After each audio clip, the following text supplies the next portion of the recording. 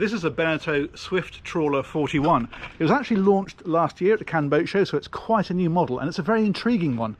Now, the whole concept of these Swift trawlers are for people who have a more relaxed attitude to going cruising. So this is the kind of boat you perhaps would keep somewhere, go down to the boat and disappear for maybe a couple of weeks or a month or even the summer. And so it's designed with a slightly different ethos to the typical flybridge boat. So performance is a little bit lower, everything's kept a lot more simple, and the layout of this is very much optimized for staying on board. So I'll take you on board and I'll show you exactly what I mean. And it starts right here with this bathing platform because it's a good width to put a tender on, and you can either have it just left bare as it is at the minute and just put a small inflatable on, or there is a lifting system you can have if you want to put something a bit more substantial on there. But what is very clever, that's the boarding ladder from coming out from swimming, by the way, but this transom here slides. So if you're not using a tender, or indeed if the tender is launched, you're at anchor somewhere, tender's in the water, you've got all this dead space. Well, not anymore, because that slides back like so. Obviously it locks into position so it's not sliding around when you're at sea, and suddenly you've still got room to get on and off and to use this area and to sit on the back if you want to, but you've got a much larger cockpit area, and I think that is really neat. There's a lot of clever thinking onto this actually, and I'll explain some more of it as we go. These flybridge steps, for example, you'll see there's a little knurled knob there. If you're not using the flybridge, you can undo that and take it out and slide those steps flush against the side, and that makes this area again a little bit bigger and more usable. Now, there's no table here, but of course you can have a freestanding table if you want, and again, thought has gone into that, which I would explain to you. But part of the Trawler Yacht ethos and the idea of going out on a boat like this and cruising at low speed down the coast means that you'll find things like these rails, because you might be out for a day just pottering about and there's a little bit of swell, people might want to just hold on to something as they're moving around the boat. That's the kind of thing that you find on this sort of boat. These doors are very clever because this slides across, of course. There we are, pull that one down to close the boat, and then when you open the boat it slides that way, and then you've got access in. But what you can also do, if it's a really lovely day, as we are today in fact, is push this little lever here, and that whole one there slides across and disappears, and now you've really connected those two areas. And there's even a little lift up section here to make for a little bar area. That I think is brilliant. I mentioned putting a freestanding table out here. Great idea, you might say, but they're a pain when you're not using them. Not on this, because you fold it up. Look at this. That's what I slotted into out of the way. Brilliant. This boat really feels like it's been designed by people who actually go boating. Your fridge freezer is here, so freezer at the top, of course, and a fridge underneath. These little push catches mean that when you're at sea you can lock that, it won't come open, but when you're just at anchor or in the marina you can leave it like that. AV equipment is up above, and then you've got the sideboard just here. Now, the woodwork in here, it's this very light contemporary oak, but you can have a more traditional teak interior. It's a bit darker and a bit more classic. This I think looks great though, very contemporary, makes the boat feel very spacious. There is of course your hob and your oven over here. Big sinks. It's all designed to be home from home, long-term living on board.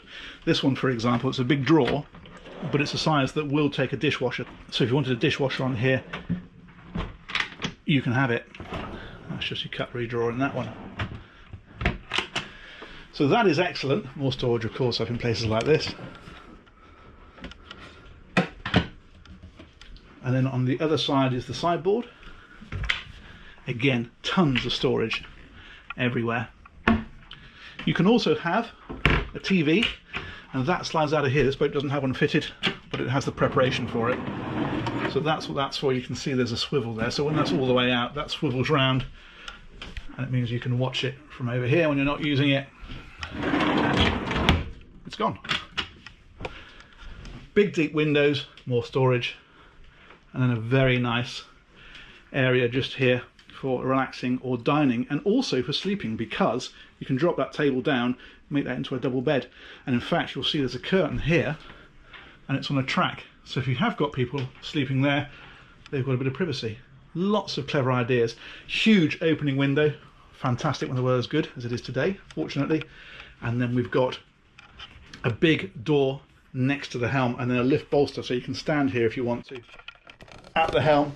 And there's a proper little ship feel to this with this upright wheel and this great view out of the front.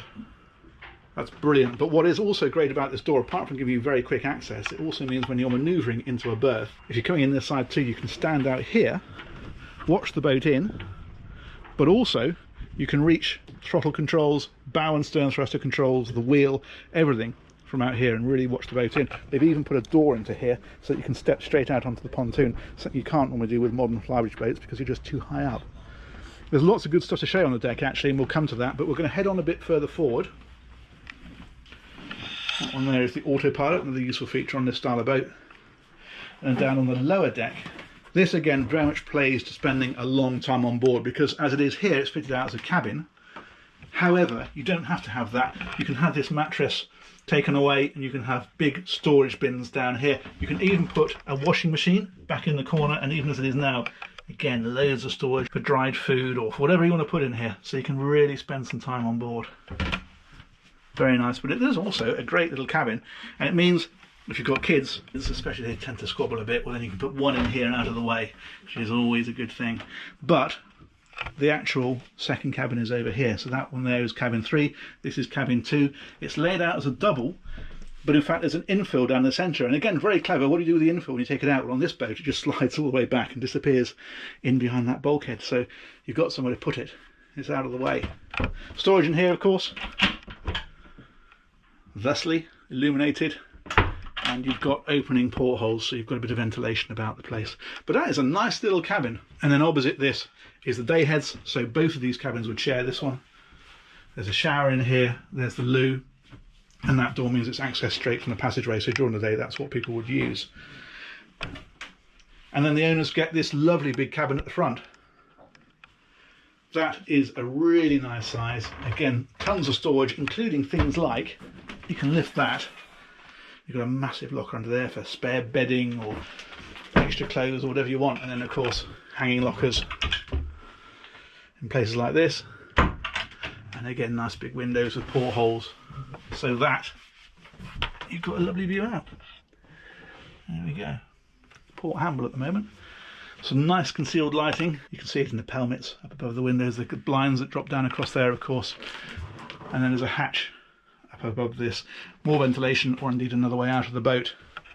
This one on this side is again storage. And this, again playing to the you might be on here for a long time, splits. The toilet, that's on this side, with a sort of wash basin. And completely separate shower, which means that if someone's having a shower, you're not waiting to use the facilities. And again, loads of ventilation. There's a window there, there's a hatch that opens up above. That's really practical, really good. And this cabin actually is an excellent size. You can see how much floor space there is. Look at this bed. So again, a couple of people in here are not tripping over each other all the time. If you're staying on the boat for any period of time, that's really good. And I'll show you something else which I like so much, is these. They are normal doors, except the little bit that sticks out always, and you always catch yourself on, that allows it to close, is missing. Look at that, it's not there. And that is because it's magnetic. Watch this. That's shut, and it is properly shut. And to open it, it's completely conventional. And I bet a lot of people wouldn't even notice that's there. But that is a brilliant detail. Closed, open. Fantastic. There's little magnetic catches as well, so when the doors are open, they're not crashing around every time the boat rocks. So that is the interior. Very clever, I think. But let's go and take a look at the outside. And I think it's time for some magic shoes. We haven't done magic shoes for a little while. So, head out here, and I'll use the magic spell, Imubius Editus. Good enough. Wrong way around. Never mind. There we go. Let's pretend that didn't happen. So, out of here, steps up to the foredeck. Very easy boat to move around. And then you've got this foredeck area. Now you can have some bed cushions on here if you want to, of course. Great if you're in the Med. Probably in this country you might not bother quite so much. But a nice big flat area.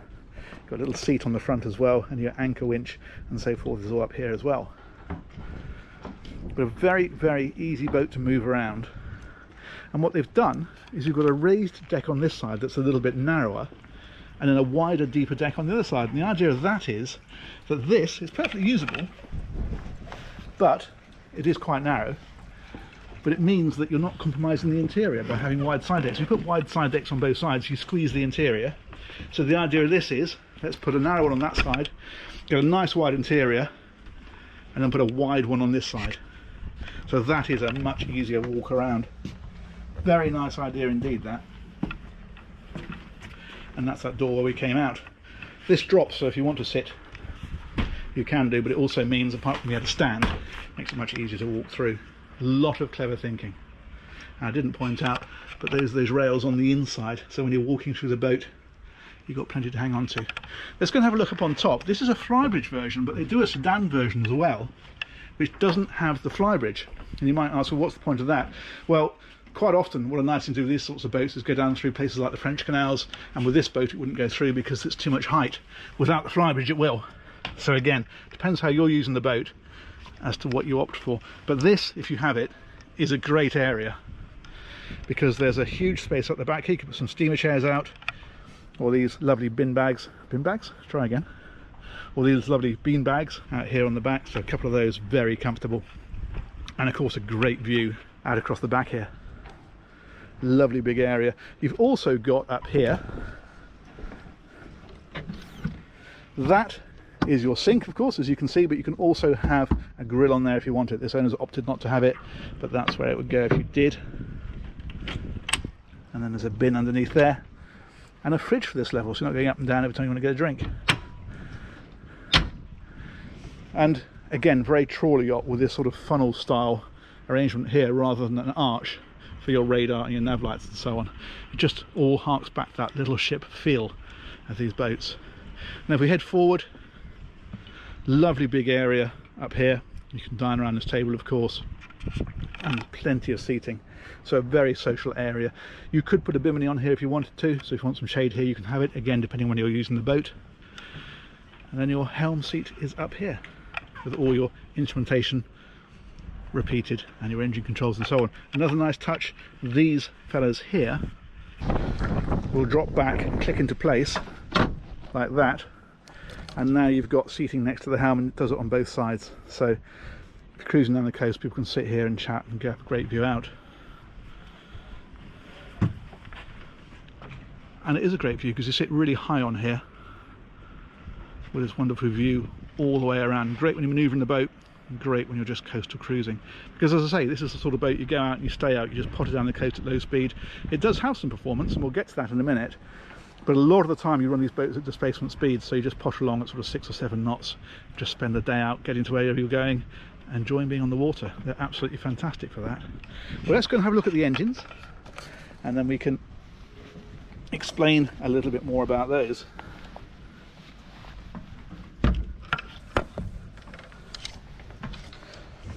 And just before we do, I will show you one other area which is rather interesting. This, if we open it up, that is a massive storage locker.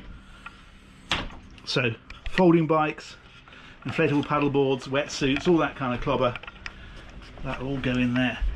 Look how big that is. It goes right back under there. It's huge. Also access to the stern gear and that sort of thing is down there as well. All very get-atable. And in fact it's pre-wired for a generator. This one doesn't have it, the owner didn't specify one. If you want one, the plumbing, the seacocks and that kind of stuff is already there. Let's drop that back and we'll go and find some engines. So they are under the floor, just here.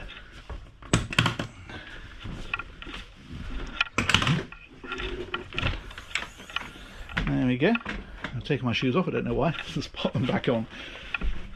In fact, you will notice there's no carpets in here, so again, all really practical. People coming out of the water and running about, that kind of thing, doesn't matter. It's a boat designed to be used.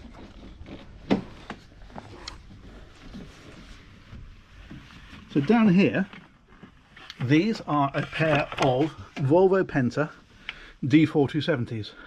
Now you can have D4 300s if you want to, but these engines will push it up to a speed in the low 20s. So you're looking at about 22, 23 knots, and then cruising is about 14 to 16 knots. But as I say, you don't have to cruise at that sort of speed. Drop it right back, drop it back to 7 knots, and you'll probably double or even triple the range. But at higher speeds, your range is probably a little under 200 miles. And that's at sort of 14, 16 knots, as I say, a lot more if you bring the speed right back. And you can see the big fuel tanks, in fact, outboard of the engines. There's one there, and there's another one on the other side. These are a conventional shaft drive, so very simple. Gearboxes on the back of the engines, and then a straight shaft. That goes out of the boat. There are propellers on the back of that and a rudder to steer behind both props. And so it's dead simple, and again it's designed that it's easy to fix, and wherever you're going and whatever you're doing, there'll be somebody that can sort that out for you if you ever had a problem, which you shouldn't do, of course, because it is so simple. These are the exhaust systems. You've got silencers there as well, keep the noise levels down. These are fuel filters just here. Very good. All lovely and clean. It's nice to be on brand new boats, isn't it? Fantastic. This one is in fact sold, I believe, but it is new, so that's nice. Excellent. Let's come back out of here. We'll drop that one back down.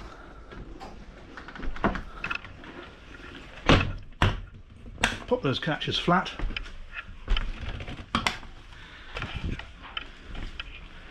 And that is pretty much that, other than to say thank you to Ancaster, who are the dealers for these in the UK. They organised this tour for me, and thank you to you guys as ever for watching. If you've not subscribed, do hit that little button for me. It makes a huge difference, and it'll let you know each time new videos are uploaded, and we'll look forward very much to catch you on the next one. Take care. Bye bye.